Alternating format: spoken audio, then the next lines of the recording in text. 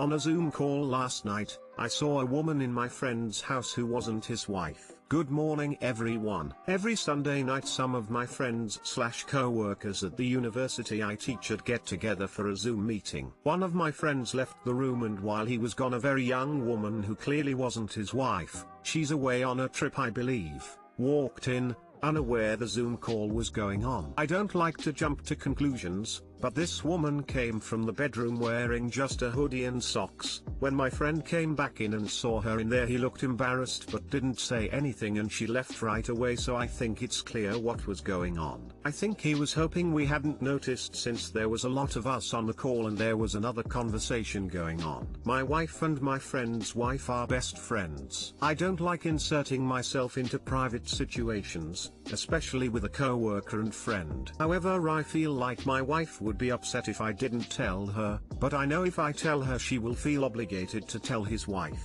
How should I approach this situation? If ages are important, my friend is 37, his wife is 33, I don't know how old the young lady I saw was.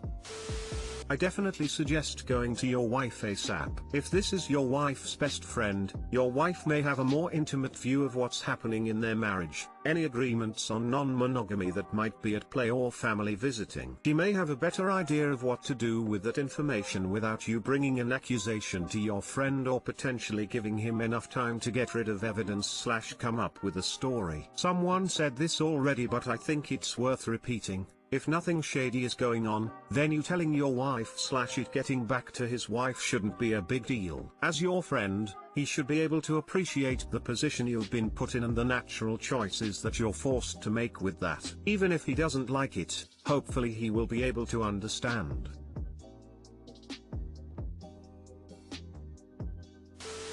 I'd tell my wife what I saw. Reiterate that I don't know who she was or what she was doing there, but that's what I saw. If he is cheating, his wife needs to know. It's not your fault he decided to sleep with someone else, and it's not your fault he had her over during a Zoom call. You shouldn't hold that guilt. I hope whatever decision you make, it works out. Edit, to what comment below, yes, I would 100% tell my wife. That is her best friend, and if he is in fact cheating, she is gonna need some advance notice so she can help her, and so you aren't in the doghouse in your own marriage. It's a really shitty situation, but at this point you and his wife are the victims of his own burden. If someone saw a strange man in your home with your wife while you were away, would you want to know? Your friend's wife deserves to make informed decisions about who she spends her life with and who she gives her love and time to. If he really isn't doing anything wrong, there's no way this could backfire.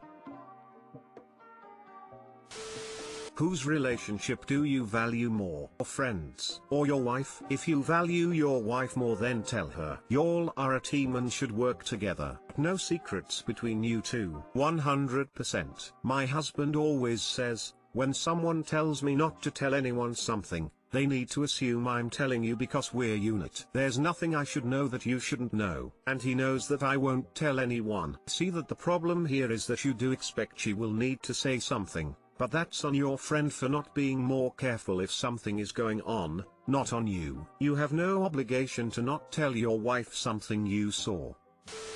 If you say nothing, and it comes out later that he was in fact cheating, and your wife finds out you've known since last night, it'll hurt her that you didn't say anything. She won't care that you were just trying to mind her own business. It's the fact that you know something and could potentially put a stop to a bad situation with her best friend but chose not to. In addition, choosing to potentially support a cheating friend of your own over your wife's best friend being cheated on doesn't exactly say positive things concerning your character. Are you going to accuse your wife of having SJW tunnel vision too if she's upset with you over this, or just say nothing and let her carry on in ignorance that you value your friend's well-being over hers? Because let's be honest, if/when this comes out, if it's happening, it will affect your wife as the friend of your friend's wife. If you're a man of integrity, you'll do what is right, not what is easy. And you won't be fucking over your friend. If he is in fact cheating, he's done it to himself already. Don't take responsibility for his actions, be responsible for your own.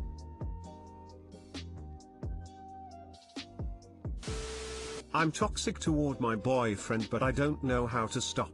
I've already ruined so much of his life. My 20th boyfriend, 22M, and I have been together for 2 years. He used to have a job working for his family. His family is very verbally and physically abusive, but quit after I encouraged him because his grandpa hit and yelled at him on the job a lot, plus he made minimum wage. He used to have friends, they were all fake, talked bad about him behind his back, were racist, said slurs to be funny, etc. Cut them all off because he said he wants to be better than that and doesn't want to surround himself with those types of people. I moved 2 hours away and he moved in with me. I'm starting to realize how depressed he is. He's cut off all his friends and family. He got a new job making 3x his salary, but all the people are older and he hasn't made any friends. It took being with me for him to realize abuse and bigotry wasn't normal. So I feel like it was good he cut off all these people who had bad intentions, but I also am afraid that I'm isolating him from the rest of the world. When I tell him my concerns, he says those were his choices and that all I did was help him see clearly and gave him the motivation to cut those people off.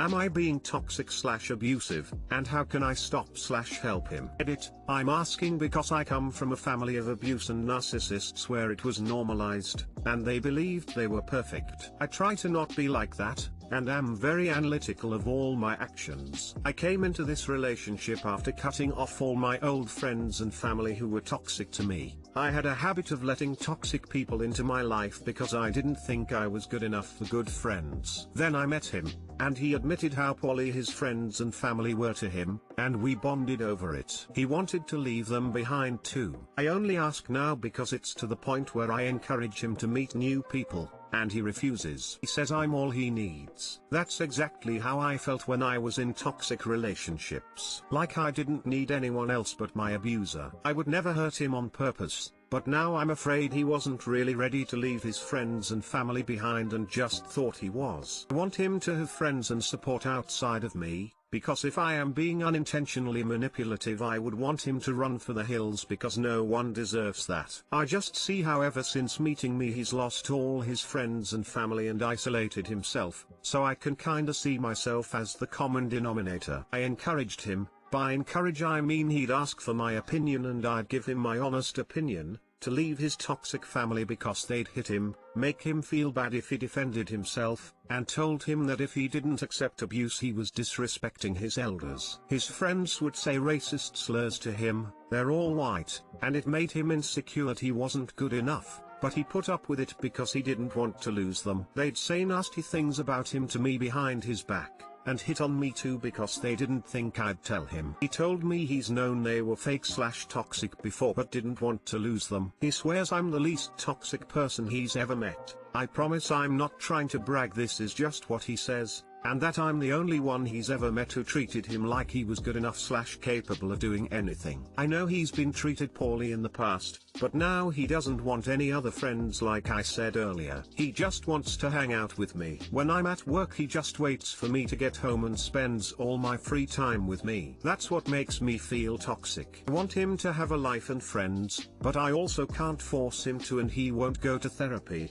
I've encouraged him to, but I can't force that either. The reason I ask is because I think by bringing on such rapid change, I was unintentionally toxic, which I don't want to be. I try to stop myself anytime I feel like I'm not being genuine or helpful because I don't want to go down the road my family did. I don't want to be so narcissistic that I don't even realize I'm being the manipulative one. So I guess my question/advice I'm seeking is, how can I make this situation better? If I've been toxic I want to know how to change that. I don't want to be blindly causing so many more problems in his life on accident, and if I am toxic, I'd want to set him free so he could be truly happy without an abuser in his life.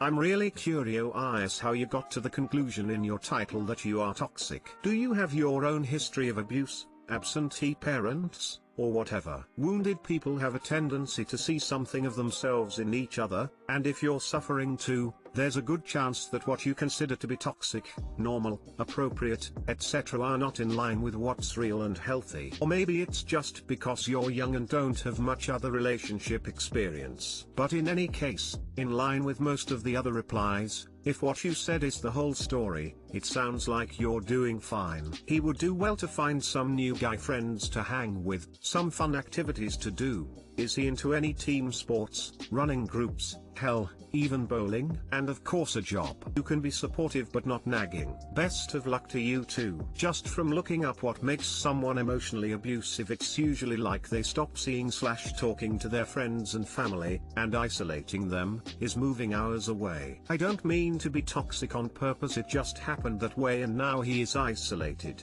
but that isn't what I wanted for him.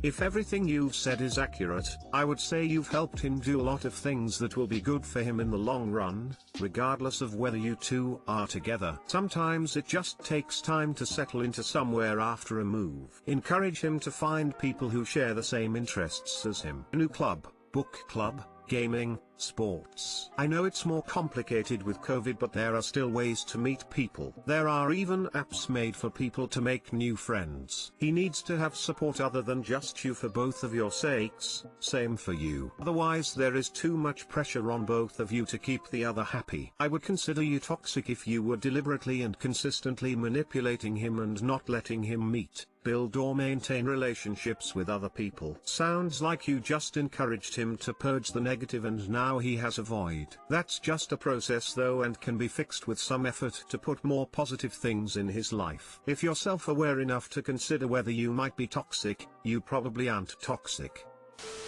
This is a validation post and I wouldn't be surprised if it was created to make a point to the boyfriend. Op knows the reaction she's going to get based on how the information is conveyed, and the title is clickbaity in context of the content, stating she knows she's toxic and wants to do better versus asking if we think she's toxic, and if so, how to change. I hope the boyfriend is doing okay. Consider how manipulative this post comes off.